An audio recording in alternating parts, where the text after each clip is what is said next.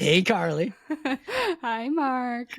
I love it when I start an episode laughing because we just chatted before this, and I just had this. We know each other. We've met a few times, and right before I hit record, I was like, "Wait a minute! You are like the podcast like queen. Like you are you. This is like your world." And now I got nervous, but you were here, and we're friends, and it's going to be very nice and awesome. And I'm so happy to talk to you. Oh, thank you so much. No need to be nervous. You're doing great. I'm super excited. Super excited to be here. Thanks for having me on. Yeah, you okay. So the show's called Think Differently. It's about people who challenge the status quo and how they do their work and choose to live their life. You have a really interesting story. And because there's such a diverse group of people that listen to this show, your story, I think, is going to resonate with a lot of people. Let's just start. This is like an old innovation hack we used to do when I did like corporate innovation consulting is, there's like the 1 minute version of your life. There's the 30-second version, and then it's like boil it down to like 3 seconds. So just tell people what's like the 1 minute version. What's the pitch? What's the story of Carly Baker? Yeah. Ooh, 1 minute. Okay, clock's ticking. Well, I'm Carly. I like to describe myself as a multi-passionate creative. I am definitely a type of person who has many interests and spends my time doing a lot of things that bring a lot of fulfillment and joy into my life.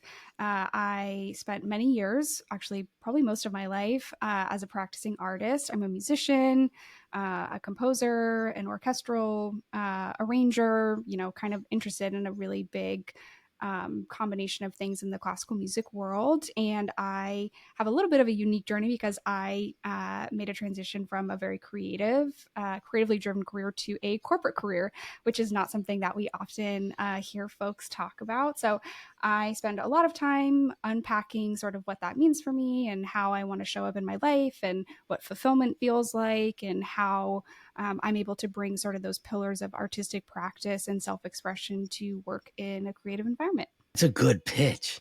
That's a good story. I like it. All right. So now you got to give me like the 5 second story of Carly. Take a second, think about it.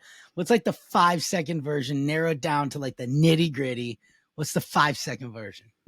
A 5 second version. If I had to describe myself in 5 words, let's see, multi passionate, creative in the audio centric world, which is Ooh, feels so small compared to what I just said, but it's how but I it's would good. describe No, that's myself. good. I dig it. Okay, so there's so many places we can go, and we're just going to start talking. And folks that are listening, stay along for the ride because trust me, this is a story you don't want to miss. Carly, you started talking by saying you had spent most of your life. You started at the age of 8. You play the oboe. Are you called an oboist? Yes, an An oboist. an oboist. And an oboist, in case there's other people like me, is it like a cello? Is it a stand-up thing? What's an oboe? Yeah, so an oboe is a woodwind instrument. It looks very similar to a clarinet, I would say. Oh, It's the sister instrument to the bassoon. So they're what we call double reed instruments. So instead of having a mouthpiece like you do on a trumpet, you get to torture yourself by forcing air through two bamboo reeds. So they're what we like to call the double reed. And for anyone who's ever been to an orchestral concert, the oboe is one of the most important players in the orchestra because the orchestra tunes to them. So ooh. oftentimes when you go to the symphony, one of the first things that you hear is that tuning note and everyone calibrating. So the oboe is really sort of the heartbeat of the orchestra in many ways. Dude, that's sick. I did not know that. Mm-hmm. Um, we've talked, we're already starting to go somewhere. We talked about this love of music that is in your life. We talked Yes. about concerts. You go to concerts with your father. Your father, like me, is a huge deadhead, like you is a huge deadhead. So at the age of 8, you start playing this instrument, the heartbeat of the orchestra. How does music come into your life? Was it a musical family? Is this are there instruments in the house or was this something you just gravitated towards? Yeah, great question. So no instruments in the house. My mom likes to remind me often that she can't even sing along with the radio. So I definitely didn't come from a musically inclined family, but my mom is a huge lover of orchestral music and of opera. And so growing up, I spent a lot of time going to the opera and going to the symphony with her. And I actually came to the oboe through a specific piece of music. So I was at a concert with my mom, and the concert was going on, and there was this really big, beautiful solo. And I turned to my mom and I said, I want to play that instrument. So then, of course, we had to figure out what it was, and it was the oboe. And I was actually just reflecting on this the other day because I realized that I was really happy that I was able to end my career at a point where I had played that piece of music many times. So the piece of music is called Scheherazade, and it's a beautiful piece that's incredibly dramatic and has a lot of instruments that are showcased, including the violin. But for me to know now that I got to complete the circle of being so inspired to start playing an instrument at such a young age because of the solo, and then being able to replicate that myself later in life was really special.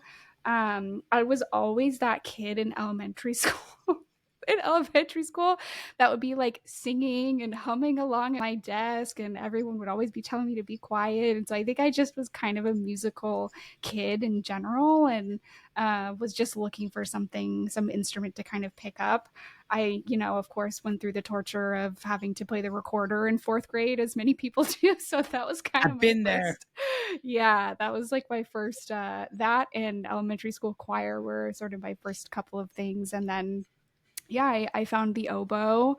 I started to play. I wanted to, basically start playing right away. And the oboe is one of the sort of most notoriously hard instruments to start. So what happened was my middle school band teacher, she went out on maternity leave, and I was playing the clarinet. They made me play the clarinet for multiple years because their oboe's too hard. You need to wait until you're older. My teacher went out on maternity leave. The sub came. I told her. She set me up in her office and was like, okay, you can learn. And pretty quickly, I realized that I needed to start lessons. And so I started lessons right away. And then my first teacher that I had ended up being my teacher until I went to college. So found her really early and just kind of started the journey and went for it. Okay, this is interesting, and this is a question coming your way. Mhm. I found through interviewing lots of people and talking to thousands of people throughout my life, people that are like top performers and are what I call a meaningful specific. Seth Godin talks about this, right? Mhm. You can be a wandering generalist or a meaningful specific. And oftentimes, top performers that are meaningful specifics, the thing that we associate them with is often just like the tip of the iceberg. Like, for example, like we think of Michael Jordan, we think of basketball. And for him, it's not about putting the ball in the hoop. It's about all the other things, the hard work, the teamwork, the collaboration, moving without the ball, learning how to be on a team. It's all these other things. And so when I think about you, being an accomplished musician, and again, on the outside looking in, I don't know much about the orchestra world, but the times that I've been fortunate enough to see an orchestra in person, it's transcendent. It is goosebumps. You're like, what is happening? I don't know what this is. There's just things happening. And so there's so much more that goes into, I'm sure, being a musician at the level that you have been. What are the other things that you've learned from being a musician that have now helped you in your career or in your life? That's a great question. I used to I be, just came up with that one on top of my head. So yeah, yeah, just right, just came right off the top. I, it's really interesting because it's something that I actually really struggled with. I was really insecure about when I came into a corporate environment because I didn't feel like fundamentally I was coming to a place where I had a lot of sort of those types of skill sets to bring. But what Mhm. I've realized over time and through a lot of, support groups at the time, the pivot, I became a part of a community that's called the Musician Transition Network. And it's a whole community of people that are transitioning from being professional musicians over to other careers. And Wow. which is really interesting. And there's a ton of people, and if you look, there's a lot of research that's done about people who go to private music schools or in music programs and then become doctors or lawyers or other sort of like have high powered careers, or what we would sort of Hmm. consider generally as a high powered career. And what I figured out over time is that you learn so many skills that you don't even think about when you're a musician. The only thing that you're focused on is just having musicality and being good at your instrument, but you don't realize that you have to have an incredible amount of discipline. You have to be really good at receiving feedback because you're constantly in situations where you're getting feedback and you're being judged, or you're doing auditions and you have all of these different sort of ways that you're getting feedback. You have to be collaborative. If you think about playing in an ensemble, you have to be sure that, everyone's voice is being heard together.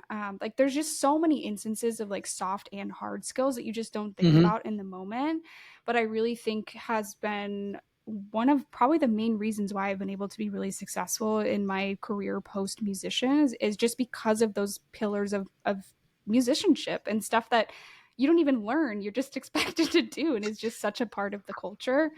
Yeah. One Yeah. of the It's like not biggest. the notes. It's not the notes. It's not the scales. It's all these other things. It's like we say sometimes in business, like you could have a great product, but shitty marketing and nobody sees it. Or you have like great Mhm. marketing and shit. So it's like you can have all the scales, all the notes. You can play the instrument great. But if you don't have these other things that complete the yang to the yin, it's not the total package. Yeah, absolutely. And I think it's really interesting too because when you're in that environment and you're in that pool of people, there's such a range of approaches to this. Like there's definitely, folks that I knew and went to school with who were so focused on just playing the right notes in the right way that their musicianship really suffered as a part of that. And then some people who maybe had to work a lot harder to be, close to the level of these other folks, but their musicianship and the way that they worked with people and took feedback was so excellent that that actually made them more preferable to work with. So it's really interesting to think about sort of those dynamics and then transferring that over to the corporate world. But the work that I do, and even though I've had, a couple of different roles now, has always been sort of rooted in partnerships. And a lot of that interest and understanding of the importance of partnerships has definitely gone back to, all the different partnerships I've been in with musicians and Yeah. ensembles and shows, and just the innate nature of it being a really collaborative profession. And so a lot of my strengths in that in that area have definitely come as a result of my musicianship. It's like these things that are just innate in you now. It's like part of your DNA that we take for granted. We don't see it as like a superpower until it is revealed to us as a superpower. Like not everybody can just collaborate out of the box or take good feedback. You're like, that's all we do. That's I think the team element, perhaps. I don't know if that's the right word in the Mhm. orchestra world, but like being able to be aware of others, like part of it's empathy, part of it's strategic and objective, but it's like hearing, being where do I come in, when do I not come in, like all of this working with others.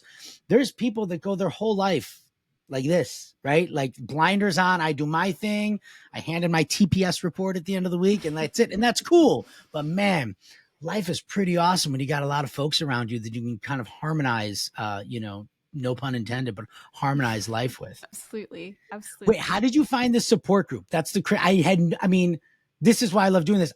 I would have never have thought or imagined in my life that there would be musicians transitioning, is it called? Musician Transition Network. Yeah. So it was really interesting. When I ultimately made the decision and finished my degree and was figuring out what to do, I really came to terms with the fact that, my dream, something that I worked my whole life for, just really wasn't going to be a possibility for me. And I really struggled. I struggled to find people that understood. I felt a lot of shame around the fact that it wasn't a decision that I necessarily made for myself. It was a decision that, Tell like, people we didn't talk oh, about yeah, yeah, yeah. why this happened. Why this happened? Okay, yes. So, I ended up fulfilling a lot of my dreams. I went to music school, and when I was in high school, I started to basically develop a lot of performance-based injuries, and I had extreme tendonitis in both of my hands, and it got so severe that I would wake up in the morning and my hands would be stuck in fists. I wouldn't be able to open my Oh hands. my god. And I was seeing a hand doctor and specialist and all the stuff and wearing a brace when I played, and it just really got to a point where I had to sit down with myself and just be really realistic about the fact that, I'm 20 years old and this is already the way that it's going for me. And like, it's just not going to be feasible for me to play at a professional level anymore. And so I had to let go of that dream and something that I had, you know, basically had tunnel vision my whole life. I was so sure about what I wanted to do, and everything that I did and all like was just solely to move that dream forward and to bring myself closer. I really like to describe it as sort of being on a train track and like knowing what all the stations are and knowing where you're going to end up, and like anything that's off the track is just a distraction and that's it. Mm-hmm. And so Mm-hmm. so much of myself was tied up in that it was really hard for me to even like know myself or see myself as a person for a really long time, because I was so attached to seeing myself through a certain lens. And so, I got a master's degree and studied music business and music management because I thought that would be a way for me to sort of stay connected to that. And when I finished school, it was during the pandemic, and that was like total loss of, the world is shut down. I can't find a job because everything that I'd want to do, these organizations are closing down. And I was really struggling, and I really needed to find people that understood. And so it was really interesting because I actually ended up connecting with some alumni from my school on LinkedIn. And someone said, "Hey, I don't know, it looks like you're like didn't end up, getting your master's in music. And if you're doing something else, like here's a community that you might find that would be helpful for you." And I went in there, Wow. and there was all these people saying like, here's my story. Like, if you want mentoring, let me know. Like, if you need a referral for my company, like blah, blah, blah, blah, blah.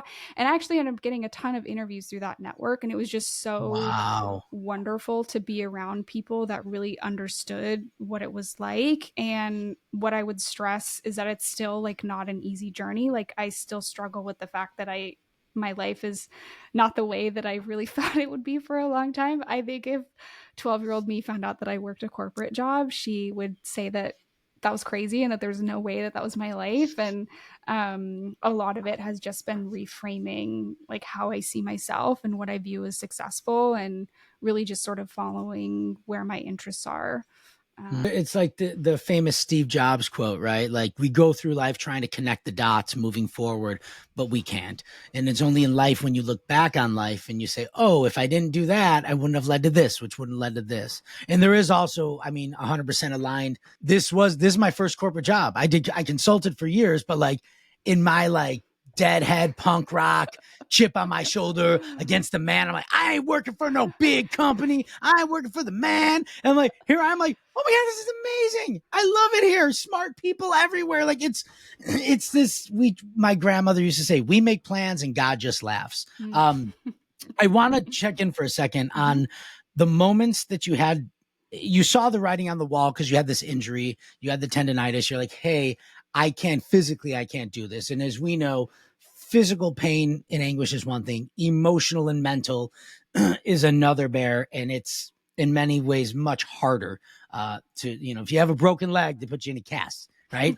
You got some stuff going on up here. There is no simple solution, right? Yeah. And I know, I shouldn't say I know. I get this assumption that you are close with your parents because we've talked about how you and your dad went to concerts. You said your mom took you to shows and concerts when you were younger. What are those conversations like when you get to the point when you're like, this is all I've ever wanted. I've dedicated myself like 1,000,000% to this, and then you're realizing it's not the path that's going to happen. What's it like with your folks? What's that conversation like? What happens? Yeah, yeah. I mean, I think it was really hard for a lot of reasons, and I think the hardest thing for me to overcome, and I don't think that I've actually probably still overcome it. And I think it's just going to be a long time, um, until I've sort of come to terms with it. But I faced so much judgment and resistance as a kid. Like, I was like 12 years old saying, I want to move to New York. I want to do this. Like, I'm going to be on Broadway someday in the pit. Like, I was very, very loud and proud about sort of what my goals were and what my dreams were, and the fact that I was going to do them. And so the fact that I finally did that and did all of those things, and then I had to let it go, just felt like, in a way, that all of those people were right, that I couldn't do it. And I felt so frustrated and annoyed, just like upset about the fact that like I couldn't, that I wasn't able to do that, and that I couldn't prove those people wrong. And that I felt like it was really affirming their narrative that I couldn't do it. My parents, my dad's an attorney, my mom worked in PR, like they're very career driven individuals who, my dad used to, I was going to become an attorney, and then because being a musician wasn't going to work out, and then being a musician didn't work out, and then was like, how about law school? And so it was hard, because it felt like me having to make that choice just affirmed like what others had felt all along, and it was really hard for me to feel like I had ownership of the choice. So that's something that I definitely still really struggle with. And I think the way that I see myself through that lens is also hard. But the other thing is that I would have never been able to discover so many things about myself if I would have stayed on that path, injury or Mhm. not. Like, I am such a multi passionate, I mean, I describe myself as a very multi passionate creative.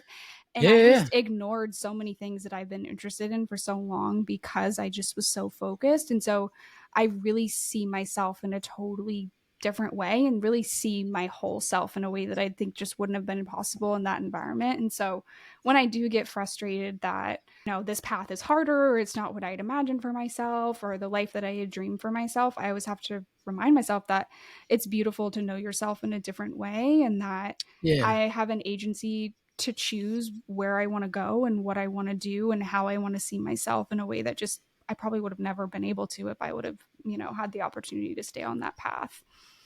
Yeah, this is beautiful because what I hear you saying is if you stayed on the path of being a professional musician, that world is so disciplined and is so hectic and schedule heavy, and it is this note at this moment at this time 7 nights a week, whatever, that outside of that you don't get the opportunity to really explore everything that creates this multi-passion for you.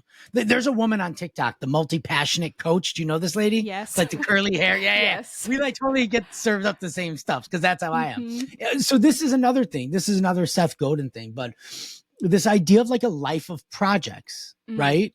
Like if you're maybe if your father's a lawyer, he probably still has a life of projects, but 80% of his life is probably law, right? The job, the work, the career, the Mm-hmm. position, the title, the thing. This other thing around being a multi-passionate and living a true life of projects is that there is no 80%, right? The 80% of your life is defined by all these things that we are passionate about, where we can, and it's not like throwing caution to the wind. It's like objectively saying, I have a desire to explore this. I'm curious and I'm going to go over here and see what this is like. And this Mm-hmm. is what drives us to do more and do more and do more. Again, it's another thing where, like, in some ways it's a hindrance, in other ways Mm-hmm. it's a superpower, right? So, how Absolutely. do you start to, because it sounds like you've got such a good head on your shoulders, and we're going to talk about all the stuff you're doing now because your job is sick. You have a sick job. Um, as you start to go through life and as you start to see these passions kind of materialize and evolve and they start pulling you in different directions, how do you, like, objectively, is there a system, is there a way, is there a mindset, is there a practice, a process, a way that you start to say, that's the one? If there's 10 things on the buffet, we only have like three at a time on your plate. How do you go about choosing what's on your plate? Yeah, it's hard. It's hard because what I find, especially at this stage in my career, still being relatively new since, sort of changing courses, is that I get extremely frustrated that I have not found something that is a one-track train with the stations and the end in front of me. It is the most frustrating thing, and I feel I have so honestly a lot of fear. I get very scared and feel very insecure when I'm not in environments like that. And what I know now is that's just like the easiest transference of mindset that comes naturally to me because I spent so much time in that way. And Mhm. actually, there's literally no reason for me to think that way anymore. And in fact, it's probably damaging for me too. And so, really, sort of my mindset overall is like, I am going to do what I want to do. And when it doesn't feel good anymore, then I'm going to stop doing it and I'll do something else. And just like really trying to relieve the pressure of always doing more and always doing this and always doing that. And just really like following what feels good and not pressuring myself. So what Um, makes you feel good? Today is, what is the day? Wednesday, September 4th, 2024. mhm. What are oh, wait, by the way, I'm sure for some people it gets easier, but I can tell you I'm 48 and I still don't know what I want to do when I grow up. And I don't even know what I do Yeah. right now. There's a beauty in the, we talk about the journey versus the destination, and we spend all this time in the journey, right? So you got to enjoy the journey to the mountaintop, because once you get there, you don't spend that much time at the summit, right? As soon as you summit, you're like, what's next? What's Yeah, over but there? but What's you does the there? summit like does the summit even exist and does it have to exist? Can it just be a life Ooh, that's a journey? Because yes, that's it that's the can. vibe. That's kind of the that's the vibe that I'm on. That's the path that I'm on is no forced destination, just Yeah. following where you want to go. because Well, it's there's exactly what also the, happens. It's when you get to the summit, then it's never as fulfilling or as good or what you think it is, and then you're antsy and you're ready to keep going. So why not just follow the river where it goes until the end? Bruce Lee says, "Be water, my friend. Be water." So there's a hard thing within there, and I don't know if it's around folks that are multi-passionate. I don't know if it's a human thing. I don't know where it comes from, but there's gratification. And I think I could think like only selfishly on my own. It's like I've gone through life so many years with the idea of like there are things that bring me gratification, right? Helping others, doing acts of service, being creative endeavors. These things, they bring me gratification. And when you find something that brings you gratification, we grow up in a system that is like, oh, kind of like bigger is always better, right? Scale's always better, right? I used to be a school teacher and I would teach like, 30 kids a year. And then I was like, ooh, I got a position where like now you can impact like 300 kids a year. And there's like, now you can do 30, 40,000 kids. I'm like, this is great. Bigger is better. And you're like, it's not. It's not. It could be for some, but it's not for Mm-hmm. all. So there is this sense of passion and or gratification if they are the same thing or if they're not. And I hear what you're saying about there is this kind of falsehood around chasing the mountaintop, because when you get like, does it even have to be there? On the flip side of that, there is an old I think it's an old Hindu saying that says, you're falling, you're falling, you're falling, but there is no bottom. And that's a way to think about life, is Mm, like we're on the road, there is no end. The only end is when they put you 6 feet under.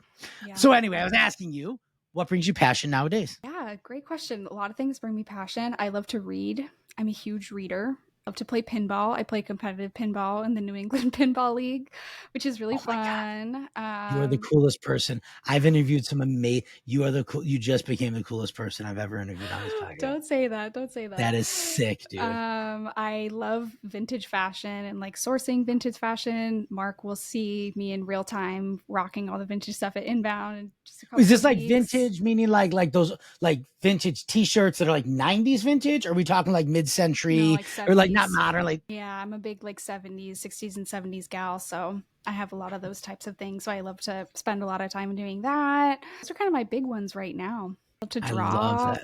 I don't know. Do paint gems. Paint gems are making a way back too. I just did some paint gems last night. It's like those like paint in the numbers Oh situations, yeah. but you just have gems that you stick on. It's pretty fun. It's a nice Oh, adult pack. It's cool. a really nice pastime. Yeah, I just like put a little podcast on and do some gem Ooh. art. I will be buying some of that. Chloe, my middle child, is she's a hustler, man. I got her an Entrepreneur magazine when I think she was like 12 or 10 at the time. Uh, I know the editor in chief of Entrepreneur Magazine was the first guest on the podcast, and There you he go. was like, "Hey, I see you're posting your daughter has this little business. She's making lip gloss and stuff." And so, but anyway, right now she found a Cricut machine at the local library, and Oh, so she she's going started doing hard. that. And now she's like, yo, I hit up like the volleyball team at school. I'm going to make all their hoodies and all their t-shirts, and I'm charging them $25 a pop. So I should probably get Boom. her something like that that's just therapeutic as well, not just Hmm. hustle, hustle, get money, get money. How does pinball come into your life? Pinball came into my life. I grew up with an older brother. I grew up going to arcades, forced arcade time, being the little Yeah. sister. And I came back to it really, really kind of randomly. I was looking for something to do in the Boston area, and I saw that there was probably one of the best, if not the best, dive bar in the Boston area. It's called the Silhouette Lounge. It's beloved by many. They have free popcorn. They still have dollar hot dogs. They have darts, and they have a couple of pinball machines. And so we went to the bar for a pinball tournament very randomly on like a Sunday at 3 o'clock, and met some people there. And they were like, hey, we're a part of the New England Pinball League. If you want to join, like, that would be cool. It's a good way to meet people. And so I was just like, okay, sure. It's like $40. Why not? And so uh yeah, I just met these two guys and they were really involved with it and they invited us to join. And then they, of course, in a very serendipitous moment, opened a location like a 5-minute walk away from my house like three No. months later. So then I started. Yeah. So I've been playing for an NEPL for about a year and a half. So I play in that, and then I also play in a chapter of women, trans, and non-binary chapter called Bells and Chimes, as well, which is part of League. So it's really fun. It's just like a fun pastime to do, just to like hang out with your buddies and Oh play some man, old machines and arcades. do all of Dude, that. Yeah, it's so I, fun. I haven't heard the word arcade. I can't remember, like, because we grew up. That was what you do. We walked to the arcade in our neighborhood. We stopped at Hot Dog Island, got a hot dog. You go to, and there's a baseball card shop next door. But man, arcades, we used to spend so money. Oh man. And my It's good stuff. cousin wrote a book about all the dive bars in Chicago or in Denver. I have to double check, but he's a published author. He wrote, like, it was Mm, like the Denver complete book of dive bars. So I we love have it. spent many times in dive bars as I love well. it. Well, you're in Chicago, which is a huge pinball spot, so I'll send you some places to go check out. Yeah, there There's used not to be a many here, spot. but There there's used to many be a NU. spot. It was an old hardware store. And in the Ooh, back, it was called Logan Hardware. You go in the back of the hardware store, and they had like 40 old arcade and pinball machines for free. You were just going for free. I take my oldest, we would go there when he was a little kid. We'd go there. It was the coolest thing ever, man. It's like I love it. underground. It's like being in a movie where you like walk in, it's a hardware store and you go in the back and it's like total like underground arcade. It was so cool. I love it. Um, so here's what's interesting. The things that you said that bring you passion, we didn't talk about work. In your work, although we understand there's passions and work can be passions and this and that, you have a really cool job. And, Hmm.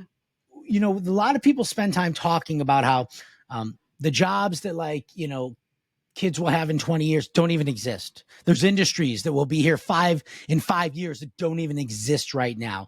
Your work, and you can tell people what you did and what you're doing now, at HubSpot, but like that didn't exist 5 years ago, 10 years ago. And now it is a good chunk of what is making businesses run, operate, grow, and scale and meet kind of their customers where they're at and bringing them in.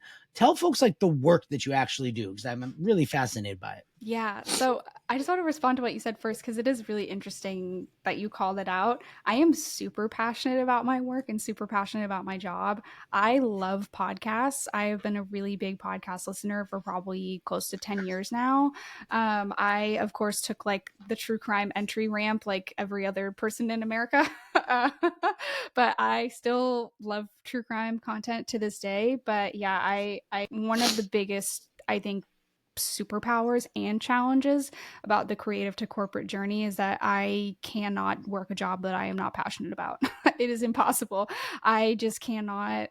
It's impossible for me to work a job that I am not super invested in and feel like I can make a difference in and I'm just really in. And so for a while, for a long time, that was really frustrating for me. And now I know it's a superpower because you can't train people to have that type of That's true. relationship with work. Yeah. Yeah, so my job has been really interesting. I started at HubSpot 3 years ago and I came in right after we'd started the HubSpot podcast network. So the network had been going for about 6 months and at the time we were basically the only business podcast network. Podcasting has really, of course, during the pandemic and during subsequent years become a huge medium and even more so in sort of the B2B and business space.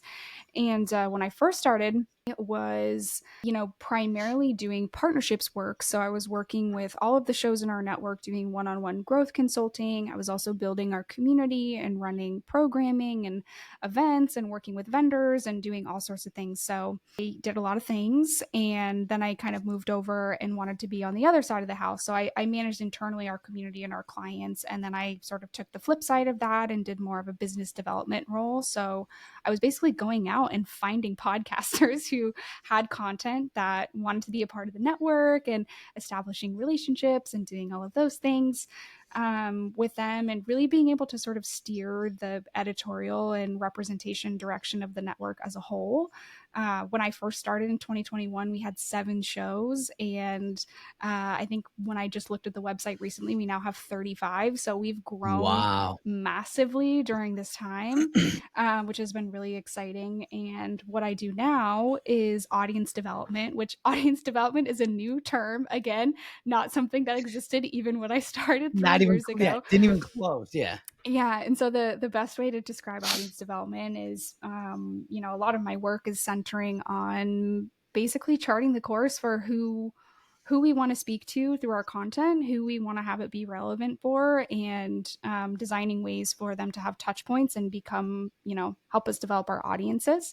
So what I do now is I oversee all of our what we like to call HubSpot original podcasts.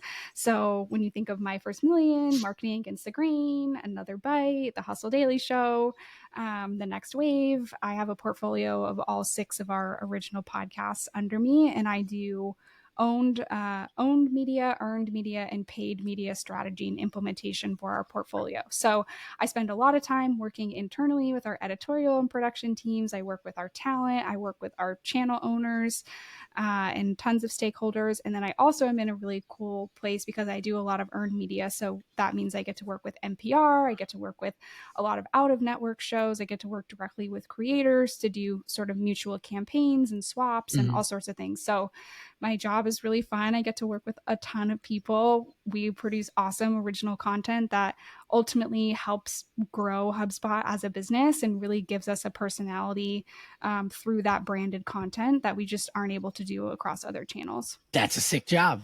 And it It's very didn't cool. exist, like you said, it didn't exist like 5 years ago. Yeah. And I can't help but like, as we hear your story, and again, like your story has all these arcs and these challenges and these twists and these turns and all the emotion. But like you said this one thing about like if 12-year-old Carly would see me now, like work, I think with a discussion, 12-year-old Carly would be really happy, be like really cool. Like, look at all these things that you were able to do because you made the hard choice to have to let go of a dream, which is, I've been there, man. I know what I know it. I still have it. I get goosebumps even just thinking about it.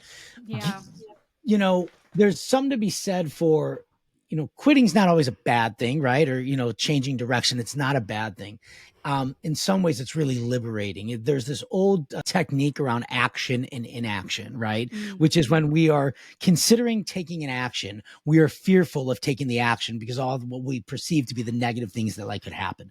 But if you have the technique is you make a list of all the positive versus the negative outcomes. So, and you go like worst case and best case scenario, right? So if I don't stop playing the oboe and I continue going down this road, what are the absolute worst things that could happen, right? And if you think, but if I go the other way, what are all the positive things that can happen? 9 times out of 10, it is much more likely the positive will happen versus the negative. And like you made this choice somewhat probably begrudgingly. That's a hard choice to make, but look where it got you. Look what you go. We get to meet all these interesting people. You get to start to, kind of develop all these other parts of your skills and your personality and your career. And it's really, really cool to see what happens when the fork in the road, you got to go one way. You can't go the other. It's pretty exciting to see. It is. And I love that you frame it as exciting because I'll be honest, it doesn't feel exciting and liberating most of the time.